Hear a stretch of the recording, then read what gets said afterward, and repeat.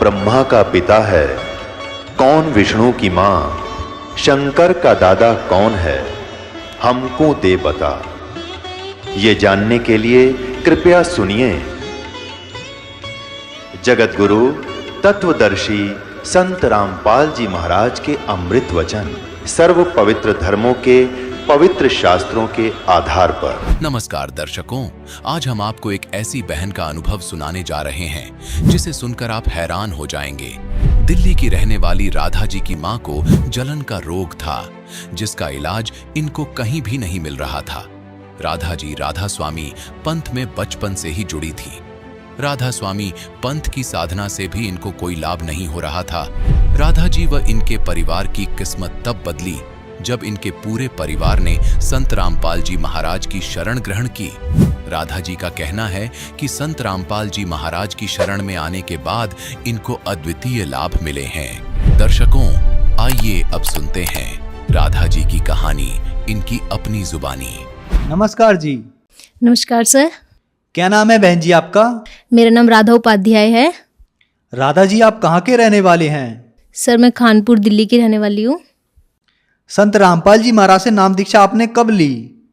Sir मैंने संत रामपाल जी महाराज जी से नाम दीक्षा 26 जून 2013 में ली थी। बहन जी, संत रामपाल जी महाराज से नाम दीक्षा लेने से पहले क्या आप कोई भक्ति साधना करते थे? सर मम्मी पापा राधा स्वामी डेरा ब्यास से जुड़े हुए थे और उन्होंने गुरविंदर सिंह ढिल्लों से नाम दीक्षा ली हुई थी, जिसकी वजह से हम बचपन से ही उन्हीं के साथ जाते थे। हम व्यास भी जाते थे और छतरपुर में जब उनका भंडारा लगता था वहाँ पे भी जाते थे। तो बहन जी, आप राधा स्वामी डेरा ब्यास की भक्ति साधना अपने पेरेंट्स के साथ करते थे। बचपन से ही राधा स्वामी डेरा ब्यास के सत्संग को सुना आपने, तो जो ये भक्ति साधना आप करते थे, इनसे आपको क्या लाभ मिले? सर जैसा कि मैंने बचपन से ही देखा है, पापा मम्मी राधा स्वामी का ही सिमरन करते थे, उन्हीं का दिया हुआ नाम जाप करते थे। उसके बावजूद हमारे घर का कलेश नहीं मिटता था। पापा को भी बहुत गुस्सा आता था और मम्मी को, जैसा कि बचपन से मैं देखती आई हूँ, मम्मी को एक जलन का रोग था जो कि काफ़ी जगह पे जिसका इलाज कराया, मगर वो अभी तक सही नहीं हुआ था उनके नाम जाप से। और भाई, एक मेरा भाई मेरे से भी बड़ा है, जो कि उनकी बात बिल्कुल नहीं मानता था। गुस्सा, वो भी, उसे भी बहुत गुस्सा आता था। फिर आप संत रामपाल जी महाराज की शरण में कैसे आए? सर 2012 में सबसे पहले पापा ने नाम लिया। वो एक सैगल भगत जी हैं, वो भी राधा स्वामी में थे पहले, दोनों साथ ही जाते थे। एक दिन वो, उनका LIC का काम है, तो एक दिन जब वो LIC का काम पापा जी करा रहे थे उनसे, तो उन्होंने पहले हमारे यहाँ राधा स्वामी बोलते थे जब मिलते थे, मगर उस दिन उन्होंने सच्चाई बोला। तो पापा तो पहले ही 17 साल से राधा स्वामी में जुड़े हुए थे, उनको एक धक्का सा लगा। उन्होंने बोला सच्चाई मतलब, तो उन्होंने समझाया कि देखो, मैं भी राधा स्वामी में जुड़ा था, राधा स्वामी पंथ ही गलत है, राधा स्वामी का मतलब भी हमें ढंग से नहीं पता है, और वो जो नाम दीक्षा लेते हैं वो कहीं शास्त्रों में भी नहीं लिखा है। तो पापा को इस बात का बहुत झटका लगा, बुरा बहुत लगा, मगर उन्होंने सुनते गए। वो एक दिन चले गए। फिर एक दिन और सैगल भगत जी आए और उन्होंने जो संत रामपाल जी महाराज जी की आध्यात्मिक ज्ञान गंगा है उसको लेकर आए और गीता भी लाए और साथ साथ सब कुछ दिखाया कि देखो ये 5 मंत्र है, और जो राधा स्वामी देते हैं उसका कहीं भी प्रमाण नहीं है। तो पापा जी को हैरानी तो हुई, मगर गुस्सा भी आ रहा था, क्योंकि 17 साल से जुड़े हुए थे। वो सुनते गए। फिर धीरे धीरे उन्होंने बोला चलो एक बार जाके देखते हैं, नाम नहीं लेंगे, देखते हैं क्या है। फिर वहां पर गए पापा जी, संत रामपाल जी महाराज जी के आश्रम में गए, सतलोक आश्रम बरवाला में गए। फिर उस दिन पापा जी संत रामपाल जी महाराज जी से नाम दीक्षा लेकर घर पर आ गए। उन्होंने कुछ बुक भी लाए, ज्ञान गंगा बुक लाए, और हमें समझाया कि देखो उनका सत्संग आता है, एक बार देख कर देखो। तो हम तो बचपन से ही राधा स्वामी को देखते हुए आए थे, हमें भी बुरा लगा। मगर उस दिन जब पापा जी ने संत रामपाल जी महाराज जी का सत्संग चलाया साधना टीवी पर, तो उस दिन हम सब ने देखा मिलकर। बस उस दिन हमने ऐसे ही देखा कि ये कौन से गुरुजी हैं, हमने उनका सत्संग सुना उस दिन। फिर ऐसे चलता गया। 1 साल बाद हम पूरे परिवार ने उनका सत्संग ले लिया, संत रामपाल जी महाराज जी से नाम दीक्षा ले ली। इस तरह हम उनकी शरण में आए। बहन जी, हमने संत रामपाल जी महाराज के लाखों शिष्यों से सुना है कि संत रामपाल जी महाराज से नाम दीक्षा लेने के बाद उन्हें आध्यात्मिक, शारीरिक, मानसिक अनुभव होते हैं। तो क्या आपकी फैमिली के साथ भी ऐसे कोई अनुभव हैं? जी सर, बिल्कुल है। सबसे पहले तो हमने पापा में बदलाव देखा। पापा पहले बहुत गुस्सा करते थे। संत रामपाल जी महाराज जैसे नाम दीक्षा लेने के बाद उनका गुस्सा अपने आप ही शांत हो गया। ये चीज़ मैं ही नहीं, हमारा पूरा खानदान ये बात कहता है। और सर मैंने बचपन से देखा था, मेरी मम्मी को जो जलन का रोग था, जो कहीं भी सही नहीं हो रहा था, वो एक बार गुरुजी को, संत रामपाल जी महाराज जी को दंडवत प्रणाम करके अरदास लगाकर ही सही हो गया। इससे बड़ा चमत्कार शायद मैंने कभी नहीं देखा था। उसके बाद हमारे घर की आर्थिक स्थिति बीच में थोड़ी ख़राब हो गई। जब मेरे पापा जी ने एक मकान बनाना स्टार्ट किया, उस टाइम पैसे नहीं थे हमारे पास, मगर पापा जी ने बस गुरुजी का नाम लिया और भक्ति करते गए जो उन्होंने दिया, और मन में अरदास की संत रामपाल जी महाराज जी से। तो वो देखते ही देखते कब एक मंजिल से दूसरी मंजिल, दूसरे मंजिल से तीसरी मंजिल के पैसे अपने आप ही बंदोबस्त होते चले गए। ये चीज़ मतलब वो मकान बनकर तैयार हो गया और हमें पता भी नहीं चला उसके पैसे कहाँ से और कब आए। उसके बाद सर मेरी अपनी पढ़ाई, सर मैं 9th में, आप मेरा रिजल्ट देखेंगे तो 9th में मेरी 70% बन रही थी और मैं पढ़ाई में भी इतनी अच्छी नहीं थी। मगर संत रामपाल जी महाराज जी से नाम दीक्षा लेने के बाद 10th में मेरा कोई ट्यूशन टीचर भी नहीं था। इनफैक्ट बस 1 महीने में कोई भैया थे मेरे, उन्होंने मुझे गाइड किया बस 1 महीने। और संत रामपाल जी महाराज जी की नाम दीक्षा से मेरी कंसंट्रेशन पावर अपने आप ही इतनी स्ट्रांग हो गई, अपने आप ही मैं अच्छे रास्ते पे आ गई, मुझे पता ही नहीं चला। और मेरी 10th में 9.2 CGPA आई। ये चीज़ मेरे लिए तो बहुत शॉकिंग थी, मुझे विश्वास भी नहीं हुआ कि ये मेरे नंबर है। सर उसके बाद मेरी 12th में मेरी 12th में मेरा डिप्रेशन था कि मैं कंप्यूटर साइंस नहीं कर सकती कभी भी, कि मतलब फोबिया था मुझे कंप्यूटर से। मगर संत रामपाल जी महाराज जी से एक बार मैंने दंडवत प्रणाम किया और अरदास लगाई, मालिक मैं क्या करूं, 12th में क्या लूं। तो एकदम से मुझे ऐसा लगा कि मुझे कंप्यूटर लेनी चाहिए, परमात्मा सब कुछ कर सकते हैं, तो ये तो बहुत छोटी सी बात है। उस दिन मैंने कंप्यूटर्स एप्लीकेशन चुना, CA। उसके बाद सर मेरी 12th में भी 86 सबसे हाईएस्ट मार्क्स कंप्यूटर्स में ही थे और मेरा ये फोबिया अपने आप दूर हो गया। सर इसके बाद 12th के बाद मेरी साइंस साइड थी, मगर मुझे कॉमर्स में इंटरेस्ट था बाद में, तो मैं चाहती थी कॉमर्स में जाऊं, मगर सर मुझे कॉमर्स की बिल्कुल भी नॉलेज नहीं थी। तो सर कुरुक्षेत्र यूनिवर्सिटी में 1 हफ्ते का टाइम था, वहाँ पे मुझे पता चला कि फॉर्म लास्ट है। 1 हफ्ते के टाइम में मैंने एंट्रेंस की तैयारी की, वो हुई भी नहीं सर, होएगी भी नहीं 1 हफ्ते में। सर वो एंड टाइम पे जब मैंने एग्ज़ाम दिया तो उस टाइम सत साहिब लिखा और मालिक से अरदास की, मालिक आप तो सब कुछ कर सकते हो, ये तो कुछ भी नहीं है, आप मेरे गलत आंसर भी सही कर सकते हो।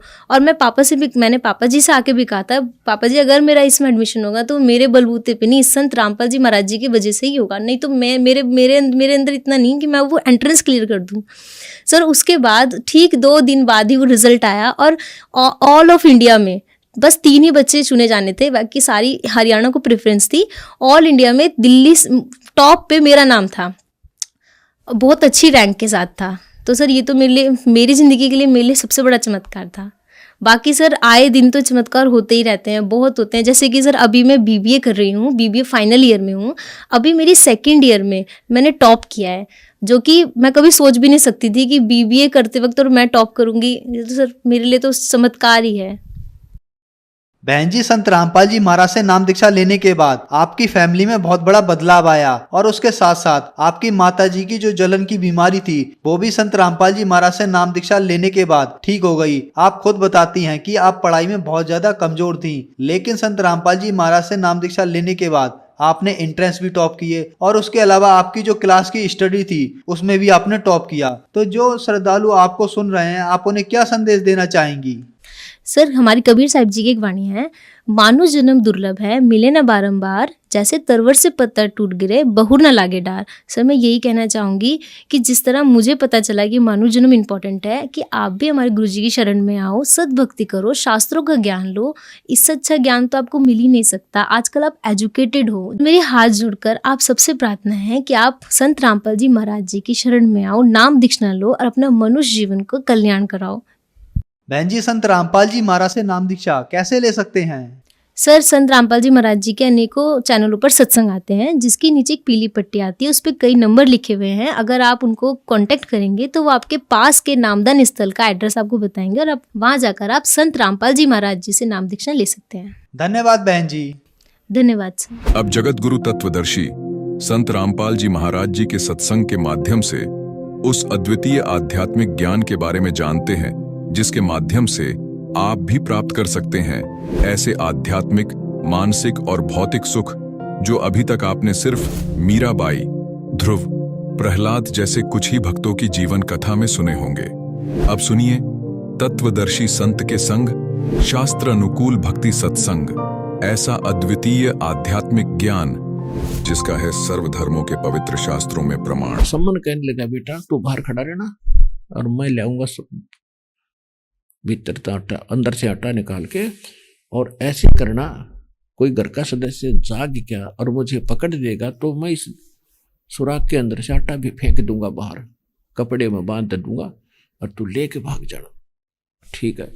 तो सम्मन सेव ने कहा, नहीं पिताजी मैं बालक हूं, आप बड़े हो, मैं जाता हूं, पहले मैं जाऊंगा अंदर और मैं लाऊंगा, क्योंकि ये राजा का, इस सेठ का राजा से बहुत ताल्लुक है, और पकड़े गए तो राजा, पिताजी आपको मरवा देंगे, ये हम कहाँ जाएंगे फिर।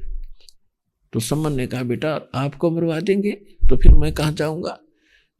कि उसने कहा कि मैं तो बालक हूं, बालक करके छोड़ भी देंगे मुझे, आप बाहर। ऐसे कहते कहते सेव घुस गया बालक उस सुराख के अंदर से दुकान में। उसने 3 सेर लगभग अंदाजा सा आटा अपने कपड़े में बांधा और चलने लगा। उसी समय एक कोई ऐसा टकराया, खुड़का हो गया, कोई तखड़ी के तराजू पर पैर टिक गया, पलड़े पे आवाज होती, लाला जी वहीं सोया था, उठ लिया, चोर चोर चोर करके निकला था, उसका पैर पकड़ गया, घसीट लिया।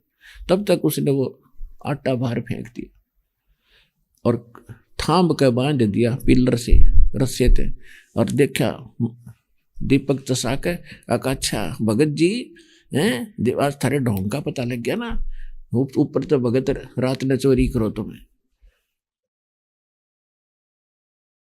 तो सेव ने कहा, लाला जी ऐसी बात नहीं है, हम आज भी भक्त हैं, हमारे ऐसे ऐसे गुरुजी आए हैं घर पे और उनके लिए कोई आहार नहीं मिल रहा था, और आज हम चोरी करके ले जाते, एक दिन तुम्हें दे कर जाते, ऐसे ही चाहे मोबाइल से डाल कर जाते तुझे बिना बताए। ये हमारा निर्णय था, फैसला था। ने बोला क्यों बात बनावे, कल पता लग जाएगा, राजा के पेश करूंगा। और अब तो पता लग गया ना, तुम्हारे गुरुजी आते यही चोरी कराते, तुमने पहले चोरी नहीं किया। असली जड़ तो वो हैं, राजा को उनके राजा के सामने उनकी आज देखना क्या हालत होगी, उनको फांसी तोड़वाएंगे। अब ने सेव ने सोचा या और बात बिगड़ गई, भाई तो जुल्म होगा, रोटी तो खिला नहीं सके गुरुजी को, और देख कितनी आपत आ गई। अब उधर से जब सम्मन पहुंचा, नेकी ने पूछा कि बच्चा कहाँ है, कि बच्चा बाणिये ने पकड़ दिया सेठ ने। अब उसके दिमाग में यह आई कि राजा, इस सेठ की पहुंच राजा तक है और ये हमें तो दंडित करेगा, लेकिन गुरुजी को मनमाने के सजा दुआ देगा, और ये तो नाश हो गया बात का। तब अपने पति से कहा, एक माँ, देखो पुण्यात्मा विचार करना, कहते नुक्ते ऊपर रिझ जाएगा रे, करोड़ कर्म जड़ जा तुम्हारे। उस माँ ने ये कहा कि ये तलवार ले जा और किसी तरह बेटे का सिर एक बार सुराख से बाहर निकलवा लेना और शीश काट लिया लड़के का। सम्मन बोला, इसका मैं मतलब नहीं समझा। तो नेकी ने कहा कि क्या होगा, लड़के का जब सिर कट जाएगा तो वो धड़ उसके पास रह जाएगा, क्योंकि पैर बांध कर रखेगा वो। फिर उसको भय बनेगा कि 302 का मुकदमा तेरे पर बनेगा, और वो क्या करेगा, उसको कहीं फेंक का होगा, उसको शव को फिर उसने ठा लाएंगे हम, और शीश उसके पास रह गया तो फिर दिक्कत हो जाएगी, लोग पहचान लेंगे और बात बिगड़ जाएगी। तो इस बात का सम्मन कभी समझ में आ गई, तलवार लेकर चल पड़ा। उधर से उस सेव के मन में यही थी कि हे भगवान, मेरा पिताजी मेरी गर्दन काट ले, ताकि लाला का डर बन जाए, इसने फेंक दे, दर्द की बात आगे ना बढ़े। ये तो गुरुजी के ऊपर नाश करवाओगा, सारी बात वहां बिगाड़ेगा और उन्हीं की कंप्लेन करेगा। सम्मन जब पहुंचा उसके पास, कहा कि बेटा सेऊ, एक कान में बात बतानी है तेरे, अरे एक बार सिर बाहर निकाल ले बेटा, घड़ी गुप्त बात है, कल तो ना जाने हम मिलेंगे कि ना मिलेंगे, दोनों मार दिए जाए राजा के पास। तो सेव ने कहा लाला जी से कि लाला जी, बाहर मेरे पिता खड़े हैं और मुझसे कोई विशेष बात कान में बताना चाहते हैं, आपकी आज्ञा हो तो मैं एक बार बात कर लो। कहा नहीं, तुम भागना चाहता है? उसने कहा, सेव ने कहा, जी मेरे पैर का रस्सा ढीला कर दो, पैर बांध कर रखियो और थंबे का बांध रखो, मैं सिर निकाल लूँ, इतना लूज कर दे। तो लाला जी ने सोचा भाई कोई बात नहीं, कल तो ये शायद मिल नहीं पाएंगे। और के बिजली पड़ी है, 3 शेर आटा लिया है इन्होंने, तो खम पैर बांध कर थोड़ा कुछ ढीला कर दिया और सेव ने सिर बाहर निकाला। ऐसे बाहर निकाला तो एक बाप था, तलवार ले रहा था, पीछे छुपा रखी थी, लड़का देख कर डर गया, लेकिन बाप था, हाथ ना उठा, सहम गया कि कर मारो बेटे ने। इतने में सेव ने कहा कि पिताजी मेरी बात सुना। कहा, बोले कि अगर तू मेरा बाप है ना रियल में, तो मेरा सिर काट दे और ले जाए इसने उठा के। अगर तू बाप ने सिर नहीं काटेगा तो मेरा बाप नहीं, मैं किसी और का बीज हूं। अब बच्चे की यह बात सुन के एकदम करंट आया उसके और तलवार मारी और सिर उठा कर ले गया। अब लाला जी ने देखा, अभी तो कत्ल का मुकदमा 13 लाख गया, ये तो बात बिगड़ गई। वो तो कहेंगे लाला जी ने मार दिया, चोरी तक करने गया होगा, बालक सैले बढ़ गया होगा। अब उन्होंने सोची बात बिगड़ गया था, तो लाला जी ने पकड़ के वो लड़के का कपड़ा और घसीट कर रातों रात एक को मार के पजावे हुआ करते पहले खंडर से, उनमें खंडर में डाला और आके अपना घर लीप वैसे ही बना के, ईंट आट कच्ची पक्की ला के और लीप लाप कर रेत रेत मार के ऐसा कर दिया जैसे यहाँ कुछ हुआ ही नहीं था। अब जब सम्मन अपने पुत्र का शीश लेकर घर पहुंचा तो नेकी बोली, इसने अलमारी में रखते छुपा के, गुरुजी को पता नहीं लगना चाहिए ना, ये रोटी नहीं खाएंगे। और ऐसे कर तो वापस जा, लाला जी उस लाश ने घर नहीं रखेगा, उस शव को घर नहीं रखेगा, वो कहीं बाहर फेंक आया होगा और उसके निशान उसके घर से देखता जाना, वो घसीट के ले जाएगा, दूसरा उठाओ भी नहीं का कि कोई और ना पता लग जाए। वह सारी बात सही पाई, जहां वो निशान जा रहे थे बच्चे के घसीट के वहां तक पहुंच गया, उस शव को उठा कर घर ले आया सम्मन, अपने बेटे के शव को, और उसको एक कमरे में पीछे कोठे में डाल के कपड़े डाल दिए पुराने फटे पुराने, और लड़का कटा हुआ और नेकी सम्मन कहता आंखों में आंसू नहीं आने चाहिए नेकी तरह, कदे गुरुजी को पता लग जाए भोजन ना खावे। तो उन्होंने क्या किया, रोटी बना दी पखत और कहा वक्त से गुरुजी को निकाल दे, कहीं कोई सुराख ना लग जाए किसी ने। तो सुबह मुंह अंधेरे सूर्य उदय होने से पहले ही खाना बना और कहा गुरुजी आज जो भोजन खा लो, रात को तो बना नहीं पाए, देर हो गई थी। अच्छा बच्चा भोजन कर लेते। अब वो 3 स्थान पर आसन बिछा दिए उनके अलग अलग, गुरुजी के अलग उनका एक कपड़ा हाथ बिछा दिया और उनके तीनों का आगे भोजन परोस दिया। परमात्मा तो अंतर्यामी थे, उनसे क्या छुपा था। कहने लगा भाई ऐसे करो, 3 भोजन तो यही रखा है, इतना ही था, और कहा कि इसको 6 कटोरों में डाल दो, दोने वाले कसोरे से मिट्टी के, कि इनको 6 जगह करो इस भोजन को, हम इतना थोड़ा ही खा सकते हैं, और तुम भी बैठो बेटा, इकट्ठा बैठ के खाओगे, प्रसाद है भगवान का। अब वो उन्होंने सोची भाई बात बिगड़ेगी, सामने आओगी। उन्होंने ज्यादा कहने से 2 में और डाल दिया, परमात्मा बोले नहीं 3 में और डालो। उन्होंने कहा जी बच्चा तो बाहर खेलने जा रहा है, परमात्मा बोले कोई बात नहीं, आ जाएगा, उसका हिस्सा तो रहना चाहिए, फिर खा लेगा आके। तो उन्होंने सोची चलो भला टड़े है, 6 में जगह डाल दिया। आप बैठ के परमात्मा और वो दोनों शेष बैठ गए, सबके सामने भोजन, एक खाली कसोरा दोना रखा था। तो परमात्मा ने कहा आओ सेव जीम लो, ये प्रसाद प्रेम, और बेटा सर कटा करे चोरों के, संता के नितक से।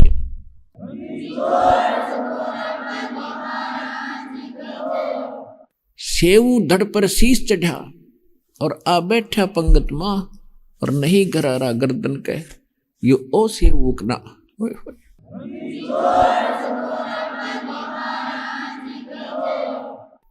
अब नेकी और सम्मन लड़के का यूं कॉलर उठा के देखे, इसके कितने निशान भी कोई नहीं। उठ के अंदर गए जहां बच्चे का शव रखा था, जहां वो शीश रखा था ताक में अलमारी में। क्या देखा जाके, वहां रक्त पड़ा था थोड़ा बहुत, बच्चे का शव नहीं था। जब आके विश्वास हुआ, चरणों में पड़ गए। परमात्मा बेटा वो कहने लगे, बेटा धन्य है तुम्हारे माता पिता जिनसे जन्म हुआ, और देखना है तो भगवान थारी मौज करेगा। हम चले, खाकर भोजन परमात्मा चले गए। नगर बसा दिया, नगर बचा दिया, और कहते नुकते ऊपर रिझ जाएगा रे करोड़ कर्म जल जाए तुम्हारे। अब देखो पुण्यात्मा, कुछ दिनों के बाद, कुछ ही वर्षों के बाद उस सम्मन को 1 नंबर का सेठ बना दिया परमात्मा ने। क्या प्रेरणा की? उनके प्रेरणा आई कि थोड़ा सा मकान सेट कर लिया और कुछ थोड़ा सा गुजारा ठीक हो गया था। नीचे खोदा तो उसमें असरफी सोने की पाई भरा खजाने। गुरु जी से बात करी भगवान ने, ये धन घना पाया गया, हम क्या करें? बेटा आवश्यकता अनुसार प्रयोग करेंगे, बाकी ना छेड़िए इसमें। जितनी आवश्यकता थी फिर वो बेसब्र ऐसा हो गया, सम्मन खूब उसमें से अपना व्यापार बढ़ा लिया, सेठ कहला गया 1 नंबर का। लेकिन मन में जो ठेस बाल के काटन की लगी थी वह गई नहीं। रह रहकर वो उससे पहले जब गुरुजी चले गए 1 महीने तक यही कसक रही है, परमात्मा अगर मेरे पास धन होता तो मैंने बेटा नहीं काटना पड़ता। ये तो समर्थ थे, जीवित हो गया, ना तो लाल हाथ से चला गया था मेरा। हे परमात्मा मैं किसान नीच हूँ, मेरे पास धन होता तो मैंने बालक नहीं काटना पड़ता। परमात्मा जान के कोई मूर्ख जीव नहीं हो तो फंस गया। ले बेटा तेने धन ही दूंगा, इतना दे दिया, उस पर संगवाया नहीं गया उसे जीवन में। अब देखो नेकी और सेव ये तो भक्त हो गए थे, इनके मन में यह बात नहीं रही तो वो तो उसे जन्म में पार हो गए। अब हम न्यू काम बढ़ा लिया, ऐसे हम अपना लंबा प्रोसीजर बना रखा। अब सम्मन के मन में यह बात बनी रही कि मेरे पास धन होता तो मैं खूब सेवा करता, गुरु जी आते भंडारे करता, गांव भी इकट्ठे करके भक्तों को जन्म जमाता, ये करता। तो ये भी हमारी कमजोरी है, इस तरह की भावना अपने मन में रखे। जो परमात्मा ने आपको जो ज्ञान दिया उसको आधार बनाकर जियो। अब क्या हुआ, वो सम्मन जो है मृत्यु के उपरांत वो पार नहीं हुआ, उसकी इच्छा रहेगी धन में। अब उसने इतना कुर्बानी दे रखी थी भगवान के लिए, भगवान को रोटी खिला रखी थी इसी सतिथि में, तो अगले जन्म में वो 9 शेरवान शहर का एक 9 शेर खान नाम का राजा बन गया। और उसको इतना धन था, 80 खजाने थे उनके, 80 गंज बोल रहे हैं उनको, गंज। और जिस राजा के पास एक भी गंज हो उसकी एक अलग से झंडा लगा दिया जाता है, उसके ऊपर अलग से झंडा, तो पहचान होती है कि इस राजा के पास एक गंज खजाना, उसमें अरबों खरबों संपत्ति होती थी, हीरे जवाहरात, सोना चांदी असरफियां। तो उसके 80 गंज की झंडे ध्वजा फहराया करती थी। और आसपास के राजाओं को वो बहुत ज्यादा उनमें प्रभावित था और बहुत महिमावान बना हुआ था कि इसके 80 गंज हैं इसके पास। लेकिन इतना कंजूस हो गया, चौवन्नी दान नहीं करे था। अपने आत्मा ये भी कमजोरी है हमारी कि हम दान नहीं करते। अब किसे दयालु हैं, आम तो धन मांगना हो भगवान पे, घना धन दे दे मददाता, और परमात्मा नरक से निकालते हैं। अब भगवान पहुंचे एक साधु रूप बनाकर, जिंदा महात्मा का रूप बनाकर, और वहां जाकर कहा कि महाराज जी कुछ, हे राजन कुछ दान करो। राजा कहता है जी मैं तो भिखारी आदमी हूं, मेरे पास धन नहीं है, बहुत निर्धन आदमी हूं, मैं दान नहीं कर सकता, आप जाइए।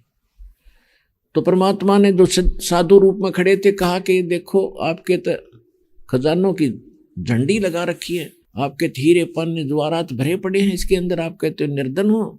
तो राजा ने कहा कि इनमें तो कोल्ले लगा डाल रखे हमने, कोल्ले, तो लोग दिखावा झंडे टांग रहा हूं। तो परमात्मा बोले ठीक है भाई, ये कोल्ले हो जाएंगे बेटा, मैं चला।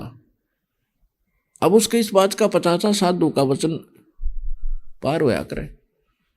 उसने अपने सैनिकों से कहा कि न देखियो, हटा के खोद के देखियो। उन्हें खोद के देखा एक, जिस सारे कोल्ले हो गए थे। दूसरा देखा हुए भी कोल्ले, तीसरा देखा हुए भी कोल्ले, सारे कोल्ले हो गए। तब राजा भाग्या नंगे पैरों, साधु को खोजो कहाँ है। परमात्मा बैठ के बड़ी मजाक है, गाँव का धक्के खाता यहाँ पर ही हो। जाके चरणों में गिर गया, महाराज माफ कर दो, मेरे से गलती होगी। ने बोला माफ जब करूंगा तो इन्हें धर्म पलावत है, तेरे उसे बना दूंगा। यानी परमात्मा बोले इसको, इसमें से कम भी तू 80% धर्म लावे तो तेरे वैसे कर दूंगा ना। तक गई तो उन्होंने सोचा चल 1-2 तो बचेंगे, बाकी दान कर दूंगा। तो परमात्मा ने कहा ठीक है जा, जैसे थे वैसे हो गए। वह वापस आकर देखा कि वैसे हो गए, तो उसने दान कर दिए। अकेले फिर ना गड़बड़ हो जाइए, वो 2 रख लिए, बाकी दान कर दिया। अब उसने क्या सोचा मन में कि दान, क्योंकि परमात्मा इस माया से उलगा करना चाहते हैं, आपको हल्का करना चाहते हैं, और आप इसने सिर पर धरना चाहते हो। इसने लादे फिर जाऊं मैं, इसका क्या करेंगे। परमात्मा कहते हैं सर्व सोने की लंका थी, वह रावण से रणधीरम, एक पलक में राज बिराजी, जम के पड़े जंजीरम। सारी सोने की लंका बनाए बैठा था मूर्ख, सिर पर धर ले गया उसने। वही बंदर ठाठा घेरे थे उसने समुद्र में, फिर बाद में सारे सोने ने, और आप क्या खाली हाथ को बद को माँ के। तो परमात्मा कहते हैं साईं इतना दीजिए, ये मांगो मालिक से, जा मैं कुटुंब समावे, हम भी भूखे ना रहें, अतिथि ना भूखा जावे। अब क्या हुआ, अब उसके मन में ये प्रेरणा बन गई ऐसी, उसका वहम सा हो गया कि मैं अच्छा मूर्ख हूं।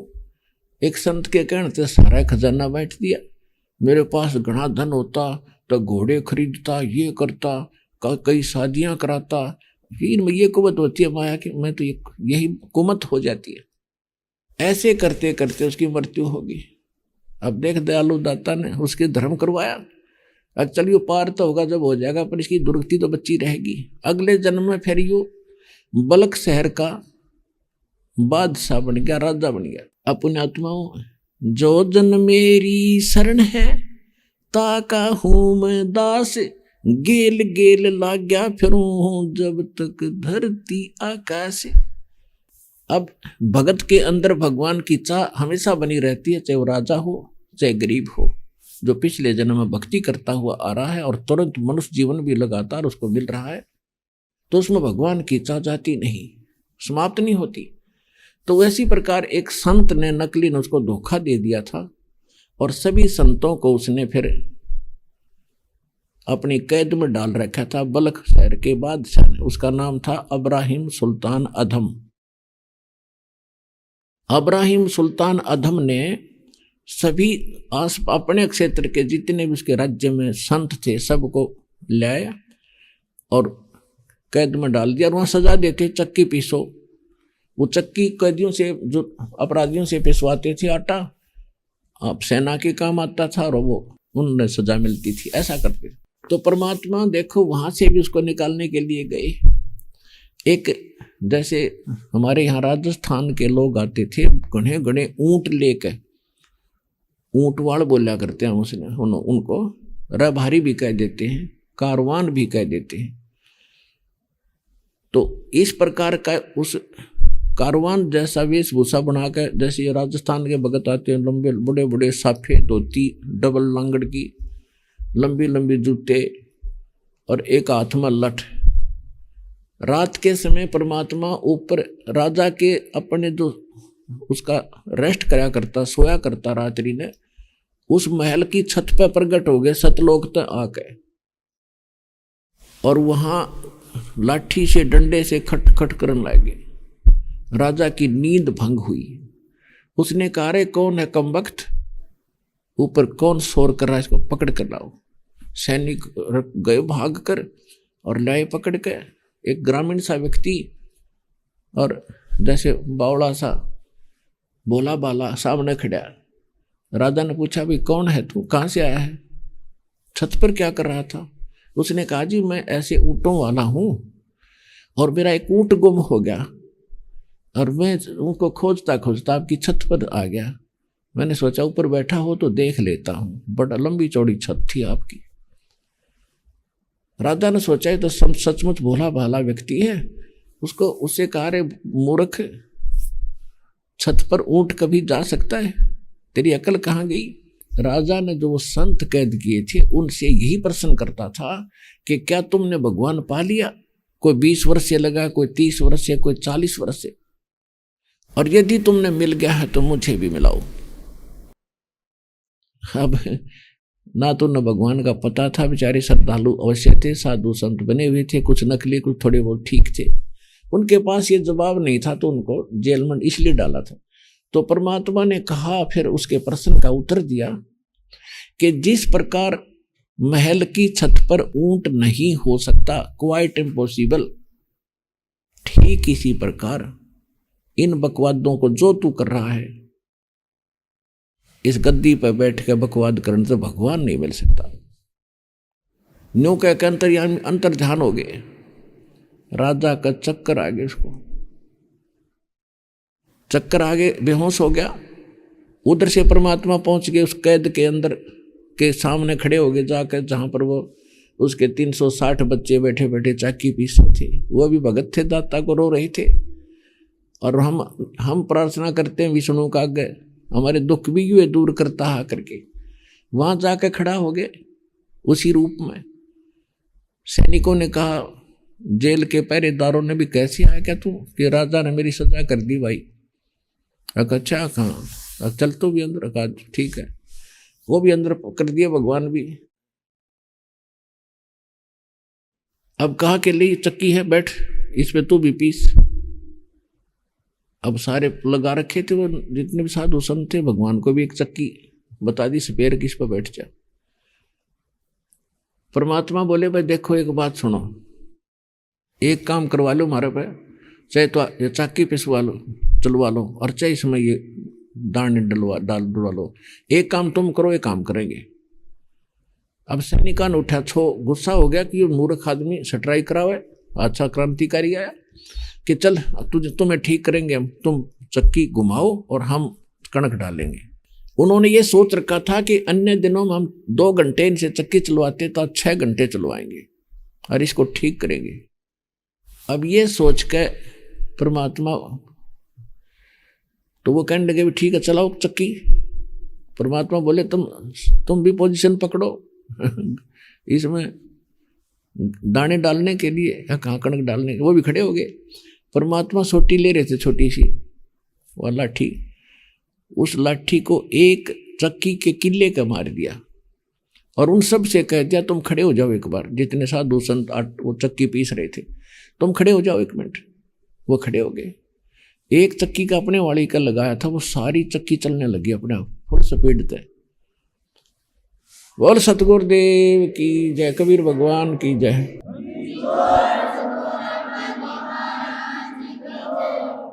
और उन संतों से कहा कि आंखें बंद करो।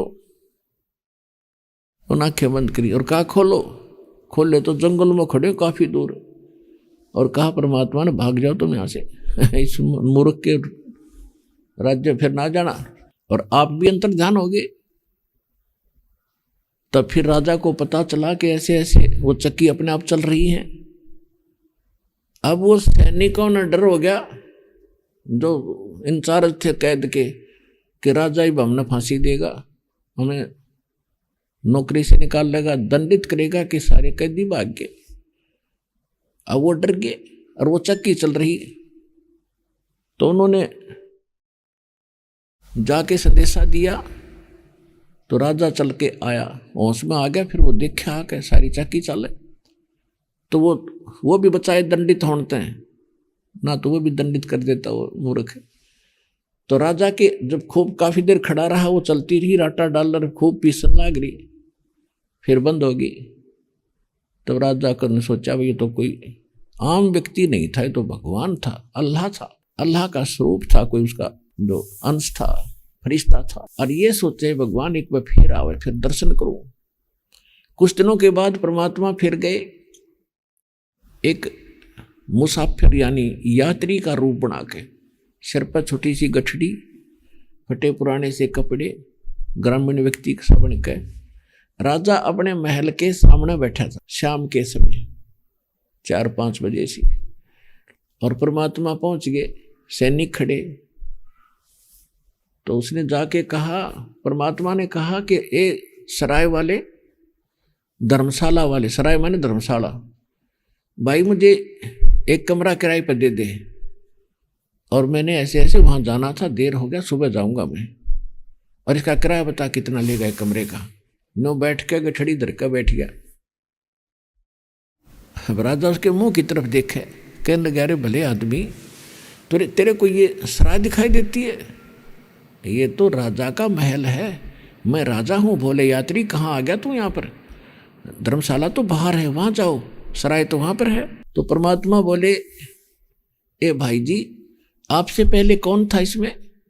मेरे जो ना माता पिता थे, मेरे पूर्वज थे, तो वो उनसे पहले कौन था कि उनके माता पिता, उनसे पहले कौन था कि उनके माता पिता।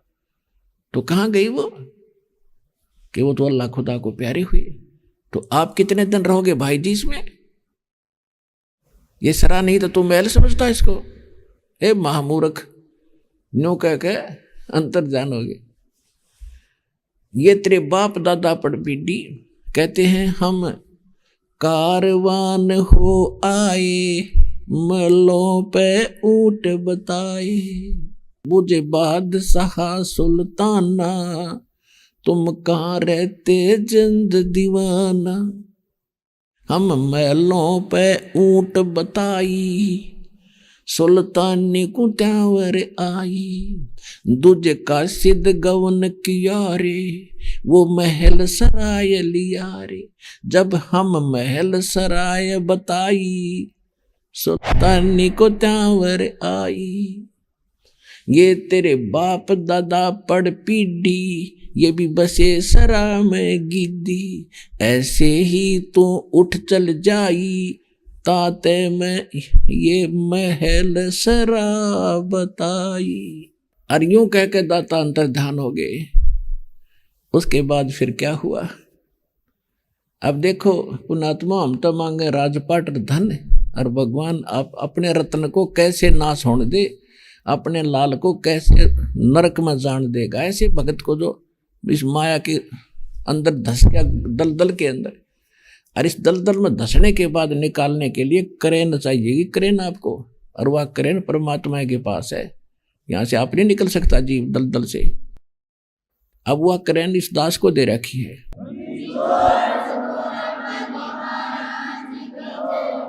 अब फिर क्या हुआ? देख कितना भटक रहा हूं मैं, रोवे तो सृष्टि को, सृष्टि रोवे मोहे। और गरीबदास जी कह रहे कबीर साहब के बारे में, कहे कबीर इस योग को समझ नहीं सकता कोई।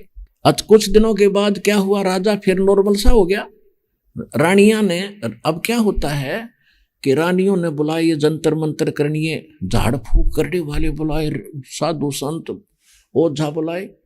उन्होंने सारी कहानी बताई। उन्होंने कहा कि इसको कोई ऐसे भूत प्रेत दिख गया, साया है, धागा बांध दिया। दूसरा बुलाया, उसने यहाँ पर बांध दिया। तीसरा बुलाया, उसने यहाँ पर बांध दिया। अब नहीं दिखेगा वो।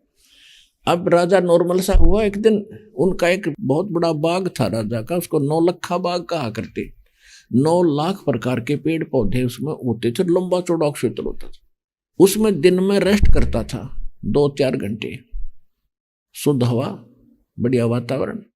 और वहां पर उसकी नौकरानियां जो होती थी, वो उसकी वह सेज बिछाया करती थी, उसका बेड बिस्तर झाड़ फूक कर खूब अच्छी तरह चारों तरफ गुलदस्ते लगा कर फूलों से, वहां वो रेस्ट करता था अकेला। एक दिन परमात्मा बंदी का, नौकरानी का रूप बना के और जाकर उनकी सेज साज बिछा के, अब उन्हें देख लेती थी नौकरानियां कि एक बहन लगी है, ठीक है आज उसकी सेवा होगी, वो कर लेगी। उसको बिछा बिछू के और उस पर लेट गए, सो गए। दाता सोना के था, लेट गए। जिस पर राजा सोया करता था उस बेड पे स्वयं लेट गए, बंदी रूप में, नौकरानी रूप में। अब राजा ने देखा, क्योंकि रानियों की ड्रेस अलग होती थी और नौकरानियों की ड्रेस अलग होती थी। उसने देखा कि नौकरानी और मेरी सेज पर सोगी। इसका इतना दिमाग खराब हो गया। एक हंटर रखते थे राजा दंडित करने के लिए, आसपास ही रहता था उनके। वो कोड़ा उठाया, उस कोड़े को, इतना ताकतवर राजा था, उसके हजारों तरानी थी, इतना ताकतवर राजा था, यदि घोड़े का मार दिया ना उस हंटर को, घोड़ा गिर जा। इतने जोश से परमात्मा का उसने लेटे लेटे गए और 3 कोरडे मारे, कोड़े जोर जोर। परमात्मा एकदम उठे, 3 निशान नारे नारे हो गए। पहले तो थोड़ा सा दुख सा दिखाया और फिर पेट पकड़ के हंसते हंसते न लोटपोट हो गए, हंसे हंसे हंसे हंसे। राजा ने सोचा कि इस कोड़े के लगने के बाद औरत हंस जा, ये तो बहुत हो ही नहीं सकता, या तो मूर्छित हो जानी चाहिए थी। फिर उसने हाथ पकड़ा परमात्मा का, बांदी का, और कहने लगा कि तू हंस क्यों रही है, कारण बता क्यों हंस रही है।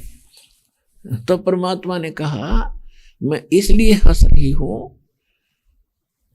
कि इस सेज पर जिस पर आप डेली सोते हो कई कई घंटे, मैं तो 1 घड़ी लोटी थी और 1 घड़ी लेटने का ये दंड मिला मुझे, 3 कोरडे लागे। बेटा तेरे साथ के बनेगी, मैंने हंसो हूं। ऐसी गंदी सेज पर लौटने का मुझे ये दंड मिला, 3 कोरडे लागे, तो तेरा तो बक्कल उतरेगा, मैंने हंसो हूं, संभल जा संभल। अंतर ध्यान हो गए। 2 घंटों में होश महाराजा उस दिन बेहोश हो गया, चेत हो गया। अब फिर और भी बहुत सी कथाएं, लेकिन शॉर्ट करता है दास। कुछ दिनों फिर एक बुला लिया मौलवी, उसने फिर गले में बांध दिया एक तबीज, कब ठीक हो जाएगा। और ऐसा करो, इसको बाहर शिकार के लिए ले जाओ जंगल में, इसका मन बदलेगा, इसको ठेस पहुंच गई है, को दिख गया इसको, जैसे को फरिश्ता यानी को भूत प्रेत दिख गया, इसको शैतान दिखाई देगा। तो कुछ दिन मंत्री चले गए, सारे साथ में लेकर उसको बाहर निकल गए, जाके पड़ाव डाल दिया। हफ्ते 10 दिन का प्रोग्राम बना के गए थे। अब क्या हुआ कि राजा और सभी सैनिक चारों तरफ खड़े थे, घूम रहे थे शिकार की तलाश में। कोई शिकार 12 बजे तक नहीं मिला। अभी आपने सुने जगत गुरु तत्वदर्शी संत रामपाल जी महाराज के मंगलमय सत्संग प्रवचन। आइए अब सुनते हैं उन भक्तों के अनुभव जिन्होंने संत रामपाल जी महाराज के प्रमाणित ज्ञान से प्रभावित होकर नाम दीक्षा लेकर अनेकों लाभ प्राप्त किए। दर्शकों, भारत संतों महात्माओं की पावन भूमि रहा है। ऐसे ही हम वर्तमान समय में देखें तो धर्म गुरुओं की बाढ़ सी आई हुई है और पढ़े लिखे लोग भी अपने कष्ट निवारण के लिए इन्हीं अलग अलग गुरुओं को अपनाते हैं। ऐसी ही एक महिला श्रद्धालु के अनुभव से आज हम आपको परिचित करवाने जा रहे हैं। ये हैं शिक्षिका परमीत कौर जी, मुंबई महाराष्ट्र से। इनकी माताजी को भूत प्रेत की समस्या थी, जिसके निवारण के लिए इन्होंने कोई देवी देवता और कोई साधु संत नहीं छोड़ा। इन्होंने आसाराम जी, सुधांशु जी, सतपाल जी, धन धन सद्गुरु सहित चेन्नई की जानी मानी कल्कि फाउंडेशन में अपने जीवन का बहुत बड़ा अरसा बिताया है। इन्होंने अपने जीवन में बहुत संघर्ष किया और नकली धर्म गुरुओं के पास काफी पैसा लुटाया, परंतु उन साधु संतों के पास सही भक्ति साधना न होने के कारण इन्हें कोई लाभ नहीं मिला, अपितु पिताजी का व्यवसाय ठप हो गया और कर्जे में डूब गए। इसी दुख की घड़ी का सामना करते हुए इनकी माताजी को टीवी चैनल पर एक पूर्ण संत के विषय में जानकारी मिली और उनके आश्रम में जाने के बाद जो हुआ वह सुनकर आप आश्चर्यचकित रह जाएंगे। जो लाभ इन्हें अन्य धर्मगुरु पैसा लेकर भी नहीं दे पाए, वो लाभ उस आश्रम में उस पूर्ण संत की दिव्य आध्यात्मिक शक्ति ने इन्हें निशुल्क दे दिए। दर्शकों, वो पवित्र स्थान था पूर्ण संत रामपाल जी महाराज जी द्वारा संचालित सतलोक आश्रम। 2013 में वहां जाने के पश्चात इन्हें अनेकों अद्वितीय लाभ हुए। इनकी माताजी की भूत प्रेत बाधा ठीक हुई, इनके पति ने नशा करना त्याग दिया, बच्चे शारीरिक रूप से स्वस्थ हुए और मानसिक व आर्थिक लाभ मिला। अब आप स्वयं सुनिए परमीत जी का साक्षात्कार, उस पूर्ण संत की दिव्य आध्यात्मिक शक्ति का अद्भुत चमत्कार। बहन जी नमस्कार। सच साहिब जी। क्या नाम है जी आपका? मेरा नाम परमीत कौर चंडोक है। परमीत जी, कहाँ से हैं आप? मैं मुंबई से आई हूँ, महाराष्ट्र से। क्या करते हैं आप? मैं टीचर हूँ सीबीएसई स्कूल में। संत रामपाल जी महाराज से कब जुड़े आप? मैं 2013 में संत रामपाल जी महाराज से जुड़ी हूँ। संत रामपाल जी महाराज से आप 2013 में जुड़े हैं। इससे पहले भी आप कोई साधना करते होंगे। आप पहले क्या साधनाएं करते थे? जी, मैंने बहुत सारी भक्ति साधना की है। जैसे कि मैं महाराष्ट्र में रहती हूँ, तो मैंने जितने भी देवी देवता हैं महाराष्ट्र में, उन सब की भक्ति की है। और फ्रॉम चाइल्डहुड, लाइक मैंने 3 इयर्स की एज से एट द टिल 20 इयर्स तक मैंने भक्ति साधना की है। और मैंने सारे देवी देवताओं की भक्ति की है। गुरुद्वारे में हम जाते थे, गुरुद्वारे की भक्ति की है। आपने संत रामपाल जी महाराज से नाम दीक्षा ली। आपने पहले किसी साधु संत से नाम दीक्षा ले रखी थी? जी सर, आपने बहुत इंटरेस्टिंग सवाल किया है। मैंने ऑल ओवर महाराष्ट्र के, ऑल ओवर इंडिया के बहुत सारे साधु संतों से भक्ति की है। जैसे कि आसाराम महाराज है, सुधांशु जी महाराज है, निर्मला देवी है, और कल्गी फाउंडेशन करके एक चेन्नई में बहुत बड़ा फाउंडेशन है, वहाँ पर किया है। और मैंने सुधांशु जी महाराज से भी 2 साल, सतपाल जी महाराज के पास से भक्ति की ली है। और मैंने गोरक्षनाथ के रिलेटेड एक महाराष्ट्र में संत है, तो उनसे नामदान लिया है। और मैंने ऐसा कोई साधु संत नहीं छोड़ा, छोटा बड़ा। जसवीर सिंह ऐसा ही करके एक संत है, उनके पास भी गए थे। तो मैंने टोटल 9-10 संतों से भक्ति ली है। इतने सारे साधु संतों से आपने नाम दीक्षा ली है, उसके बाद आपने संत रामपाल जी महाराज से नाम दीक्षा ली। इतने सारे साधु संतों से आपने नाम दीक्षा ले रखी थी, भक्ति आप पहले कर ही रहे थे, तो फिर संत रामपाल जी महाराज की शरण में आने का कोई विशेष कारण? जी, बहुत बड़ा कारण था कि मेरी मम्मी जो थी उसको बाहर की प्रेत बाधा थी। तो जैसे कि मेरे पिताजी के जो फ्रेंड थे, उन्होंने ही उनके ऊपर एक उनका काम बंद हो जाए, और ये मेरी बातें सुने, इसलिए उन्होंने बाहर की कुछ क्रिया कर रखी थी, बाहर की कुछ करनी जैसे बताते वो कर रखी थी। तो जैसे ही वो किया, तो उससे मेरी मम्मी इतना परेशान हो जाती थी कि उसको वो तकलीफ होने के बाद में न वो खाना बना पाती थी, न वो कुछ कर पाती थी, तो वो बिल्कुल हेल्पलेस हो जाती थी। तो उसके बाद फिर मेरे पिताजी का काम एकदम ज़ीरो हो गया। उसके बाद हमने सोचा कि हमें किसी ने बताया कि आप गुरुओं के पास जाओ, एक संत बनाओ, गुरु बनाओ। तो मेरे पिताजी ने सबसे पहले आसाराम महाराज के पास गए हमको लेकर। उन्होंने बोला पूरी फैमिली जाओ, ये भक्ति लो, नाम करो। हम आसाराम महाराज के पास गए। सबसे मेन कारण था, हमने वहाँ पर 5 साल भक्ति की है। उन्होंने जो भी बताया, मेरी मदर ने, हम सब ने, पूरी फैमिली ने नाम लिया है। 5 साल हमने आसाराम महाराज जी के पास किया है, लेकिन वहाँ से मेरी मम्मी को कोई लाभ नहीं हुआ। तो मेरी मम्मी को बहुत ज़्यादा बाहर की बाधा पीड़ा की तकलीफ़ थी, और मेरे पिताजी का काम डे बाय डे ज़ीरो हो गया था। मैं 8th स्टैंडर्ड में थी, मेरे पढ़ाई का खर्चा एवरेज हाई लेवल पे चल रहा था। मेरा एक ब्रदर था, उसका भी पढ़ाई का खर्चा बहुत हाई था। तो हम ये सब एक्सपेंसेस एफोर्ड नहीं कर पा रहे थे। तो इतनी सब परेशानियों की वजह से फिर हम बहुत संतों के पास गए। 5 साल आसाराम महाराज के पास मेरी मम्मी ने भक्ति की है, मैंने उनका नाम जप किया है। उसके बाद में हम लोग वहाँ से बहुत परेशान हो गए थे, क्योंकि मेरे पिताजी का बिजनेस डाउन टू डाउन चल रहा था। तो मेरे पिताजी ने बोला कि नहीं, फिर वो दूसरे संत की खोज में चले गए। तो हमको फिर मिले सतपाल जी महाराज। सतपाल जी महाराज के पास हमने लिटरली 2 साल वहाँ पर भी नाम लिया है। तो फिर वहाँ से भी हमको कोई लाभ नहीं मिला। तो मेरे पिताजी को मैंने पूछा कि क्यों हम यहाँ से जाए, तो बोले बेटा सच्चा संत वही होगा कि जो हमें इस दुख से दूर करता। तब मुझे उनकी बातों पे बहुत गुस्सा आया था कि पिताजी आप कितना सेल्फिश बात कर रहे हो, कि कैसे आप बात कर सकते हो कि ऐसा होता है करके। नहीं, हमें भक्ति करते रहना। फिर भी मेरे पिताजी नहीं रुकते थे। फिर वो मुझे हमें लेकर गए, धन सदगुरु के पास में लेकर गए। फिर वहाँ से हमने 1 साल भक्ति की। तो 1 साल के बाद में पिताजी ने बोला नहीं, मुझे ये भी भक्ति नहीं करनी है। फिर हम वहाँ से कल्की फाउंडेशन जो चेन्नई में है, हम यहाँ से चेन्नई जाते थे। ये 2010 की बात है भगत जी। उस टाइम हम ट्रेन का इतना किराया लगाकर एफर्ट करके हमने वहाँ गए। तो उन्होंने हमको बताया कि आप बहुत सारे हवन करो। हमने एक हवन का कम से कम 20,000 रुपये स्टार्टिंग में वहाँ पर दिया है, और 20,000 रुपये स्टार्टिंग में देने के बाद उन्होंने बोला इसके बाद आपकी पीड़ा खत्म हो जाएगी। ये भी नहीं हुई। फिर हमने उनसे रिक्वेस्ट की कि मेरी मम्मी की हालत बहुत ख़राब थी उस टाइम पे, उसकी तबीयत हम देख नहीं पा रहे थे। तो वो बोलते थे कि नहीं, आप इसके बाद और एक यज्ञ कराइए। तो हर एक नारियल भी देते थे ना, वो तो 2,000 का पड़ता था हमें। तो वो 2,000 का नारियल भी हम बहुत मुश्किल से कर्जा लेकर एफोर्ड नहीं कर पाते थे, बट मुश्किल में हमने बहुत सब कुछ किया। वहाँ से वो लेकर आने के बाद भी मेरी मदर की हालत बहुत ख़राब होती थी। फिर मैं जब 10th स्टैंडर्ड में चली गई, ये करते करते तो फिर पिताजी का बिज़नेस टोटली स्टॉप हो गया था। फिर हमने सोचा कि अब अगर हमें यहाँ से लाभ नहीं हो रहा है तो हमने फिर गुरुद्वारे जाना चालू कर दिया, क्योंकि तब हमारे पास पैसे ही नहीं बचे कि हम किसी संत के पास जाएं।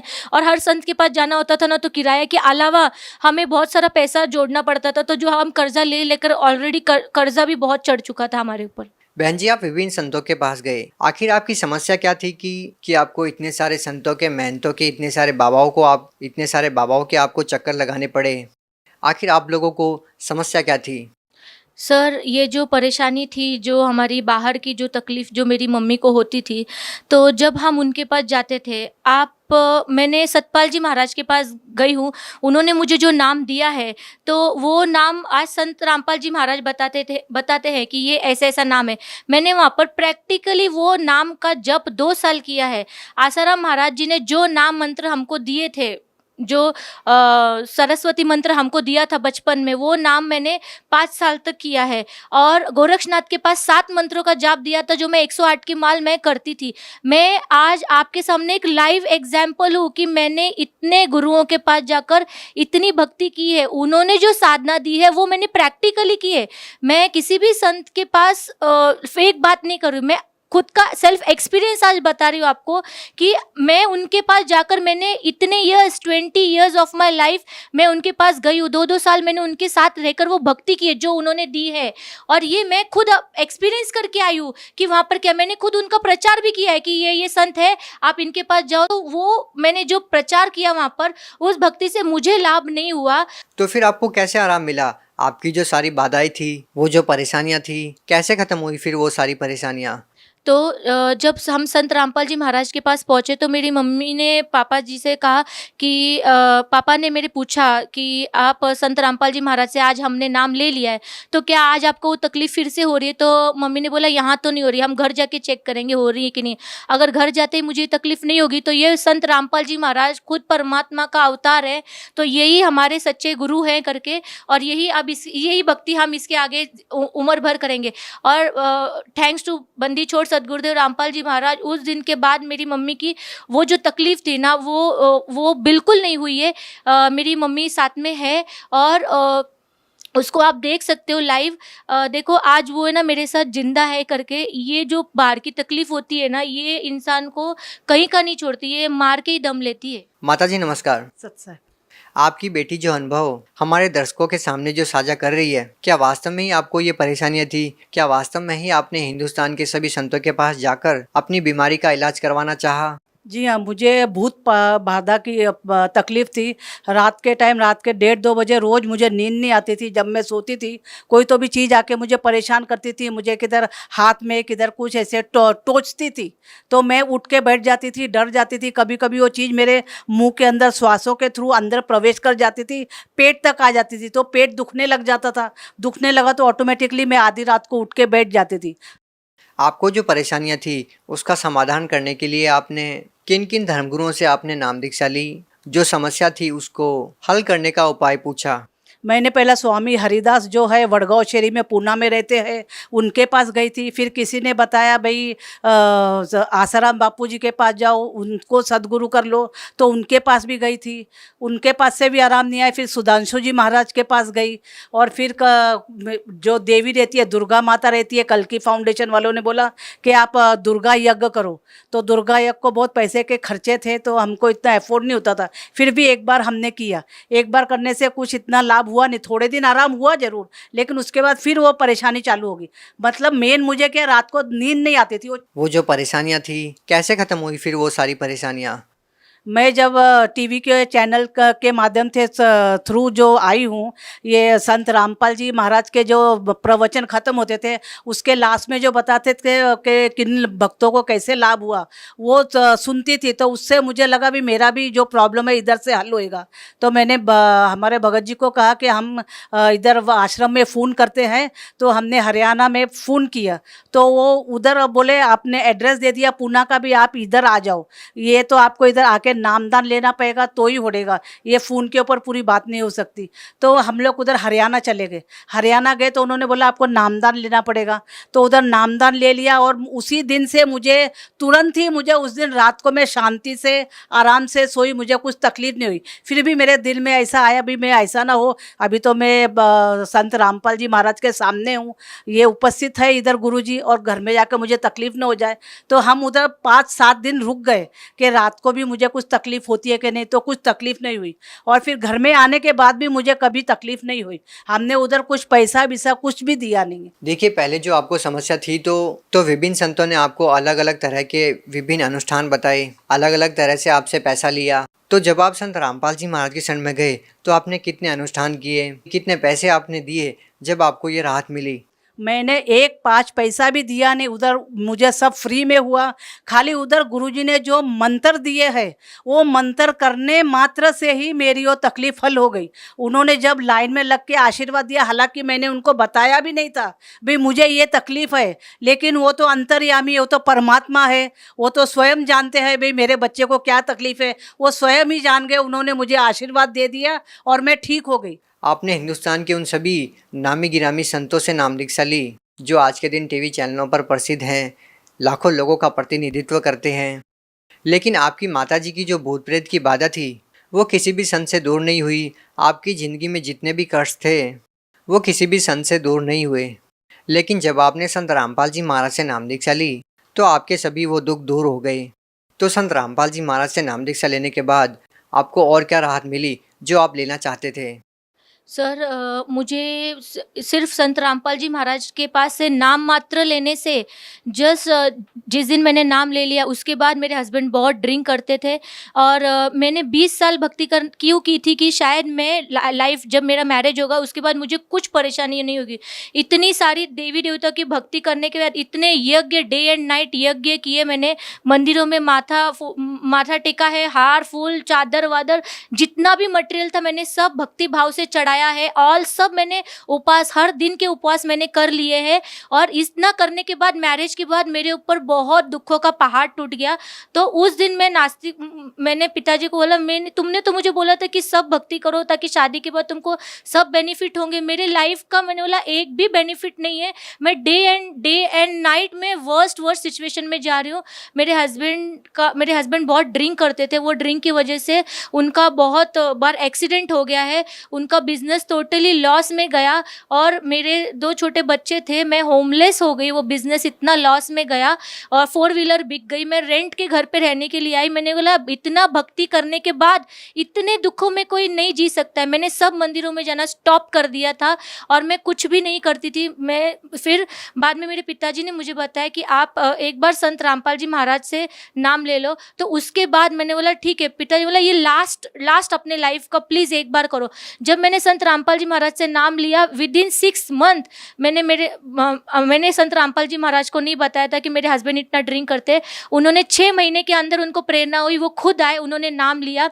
आज उनकी 6 महीने के अंदर मेरे हस्बैंड की ड्रिंक छूट गई। उसके बाद 1 साल के अंदर मेरा बॉम्बे में फ्लैट बन गया है, मेरा खुद का फ्लैट बना है। आज मुझे परमात्मा ने बहुत बड़ा घर दिया है। 3 इयर्स के बाद मुझे कार मिल गई है। मेरा बिजनेस आज टॉप इस पे फ्लो हो रहा है। स्पेयर पार्ट का हमारा बिजनेस है। आज इतना बिजनेस हमें अच्छा है। मेरे 2 बच्चे थे, कंटिन्यूस बीमार होते थे, हॉस्पिटलाइज करना पड़ता था उन्हें। आज दोनों बच्चे मेरे बहुत स्वस्थ थे, पैसों का खर्चा नहीं है। और उस दिन के बाद मेरे हस्बैंड का कभी एक्सीडेंट नहीं हुआ। मेरा बिजनेस इतना हाई फ्लो है कि मैं आज सेकेंड घर की भी प्लानिंग कर सकती हूँ, एक सेकेंड इन्वेस्टमेंट की भी प्लानिंग कर सकती हूँ। तो ये जो सारे बेनिफिट है ना, ये उस भक्ति का फल है जो मुझे संत रामपाल जी महाराज जी के पास से मिला है। बहुत बहुत धन्यवाद सच साहेब।